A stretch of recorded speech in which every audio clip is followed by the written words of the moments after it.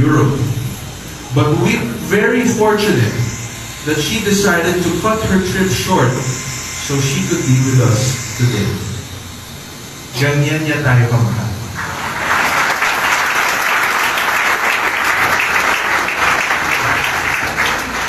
So please, show some love and welcome her with a big round of applause, ang aking ipinagmamalaki at nag-iisang kapatid, Bea de Leon.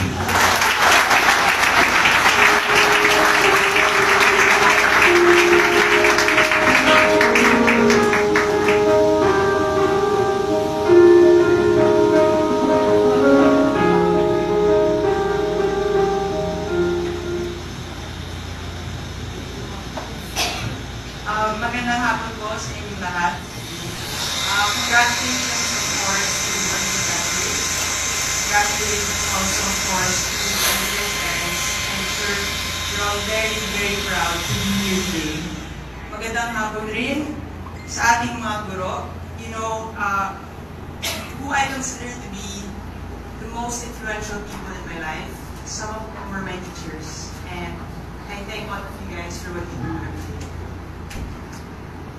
Magandang hapon din to our Vice Principal, our Principal, and of course, my pinaka-poging kuya, our School President, Dr. Lowell.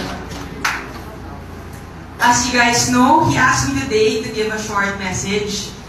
Pabaon daw ba sa ating mga graduates today?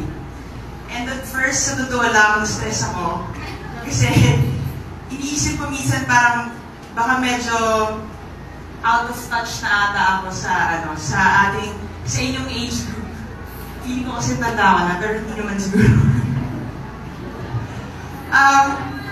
But as I was reflecting on what to say to you guys and kung ano bang pabaon ko sa inyo, I realized that though life can be very unique for everybody, and it's a very different experience for everyone.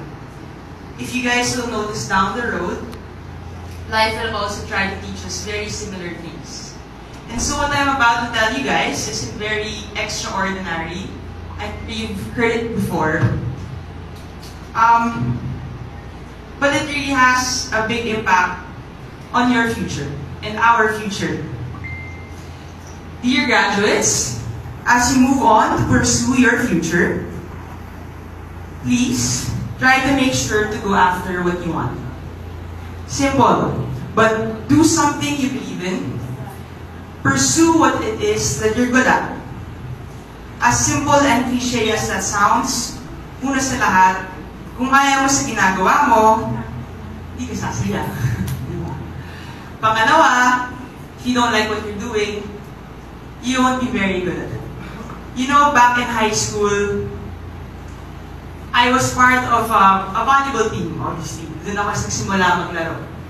And at the time, my team wasn't very good, to be completely honest. We were part of a developmental team. Developmental is a nice word for parang B category, team B, gano'n. And even there, natatalo kami. So, as somebody who's part of a very practical and realistic family, disclaimer, they're very supportive now. A tad bit there, I was discouraged to pursue it. Because at the time, volleyball wasn't much of a future. Totoo naman. After college, wala pang pro. And I didn't know what to do with it after. And so to be frank, you know, my family was right. They were very right, and I knew it came from the heart when they told me maybe try something else or maybe do something else. But, you know, ang para sa inyo. Kung para sa inyo ang isang bagay, para sa inyo. And what usually is for you is something that you're good at. Is something that you believe in. I'm blessed enough to be here today with these accomplishments. And buti na lang, masasabi ko today na pinaglaban ko yung gusto ko. Because I'm happy and I'm so blessed to have the privilege today to have accomplished what I have. And to have some sort of platform to have inspired hopefully a few. I know for some, this might sound cliche and siguro even a bit naive, no? So I will tell you this. Doing what you love and fighting for it will not guarantee you success. A lot of life is some luck, and I'm very lucky and honestly very privileged to be here today. But what it will guarantee you is a step forward. And that's what's important, is that you figure out what's next so you get to who you're supposed to be. You know, I always pray for that God turns me into the person that He wants me to be. Because what's worse than failing is being stopped. So, go for what you want and try your best, do it, so you don't have what ifs. But, as you go for your goals, remember that these big moments in life is just maybe 10%. Championships, achievements, promotions, breakthroughs, 10%.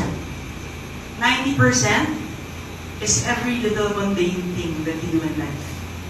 90% is what matters. 90% is waking up in the morning and deciding what to do, what you decide to do when nobody is looking, how you treat your neighbors who are different from you. Paano mo pang samahan yung tao na iba yung pag-iisip, yung pananalita sa'yo. Naging mabait ka ba sa seatmate mo? Pinahiram mo ba siya ng 1/4? Sana. Let this 90% define who you are. It's in these little things that will help define us and what will define our impact to people's lives. How we showed empathy, how we accepted people around us, how we made them feel while you guys are together. So dear graduates, as you go on with your next step in life, I'm sure that there will be many more things that you will learn. But what I have imparted with you today, I hope you put in a small box, and I hope one day you pick it out and maybe use it. So good luck to all of you. Good luck, our dearest graduates. I am sure that everyone here at Jehoshua has prepared you guys for your future. Maraming salamat sa inyo lahat.